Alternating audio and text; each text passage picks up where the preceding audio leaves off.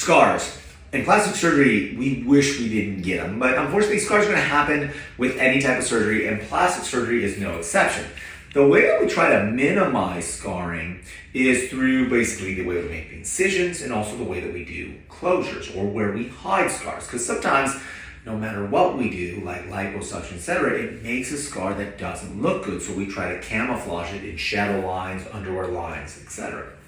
Now, let's say a scar comes up. What are our options? And basically, we've got about 5 options, and I want to run through them. The number one option is, well, couldn't you try to cut it out and redo it? And the answer is you can. Most people like to wait 6 months to a year. I like to wait more along that year mark because it gives the time for that collagen to transition from type 3 to type 1. Type 1 is a softer, more sort of supple collagen, and that's a better one to revise.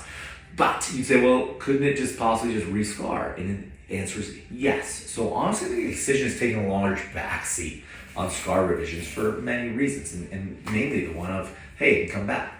The next thing we do is we actually inject with steroids. So steroids are anti-inflammatories. They help to decrease that sort of monocyte neutrophil action, which helps to decrease how much scar is being laid, which again is that type 3 collagen.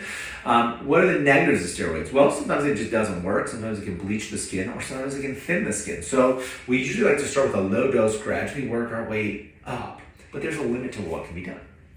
The next option actually I like a lot is called microneedling. So just like we do for the face, we actually microneedle scars. And what happens is it actually helps to stimulate the production of collagen, or stimulate remodeling of the skin. And that's been a really nice change for scars, just helping them to blend in with their surroundings. Remember, I can never totally get rid of a scar. We're just going to camouflage it. All right.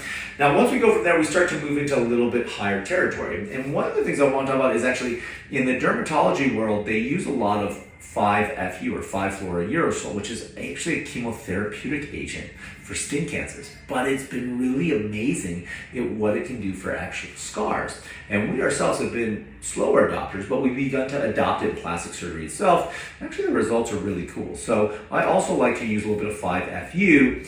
If the scars are resistant to steroids and resistant to microneedling, we'll say, well, let's try this 5-FU. The other thing we can do is lasers. Now, lasers are sort of number 5, and they're kind of a mixed bag, because for some people, they'll lighten the skin. For other people, they'll darken the skin. For some people, they won't have any effects at all. And lasers, for that reason, are sort of a mystery box. They may make it better, they may not.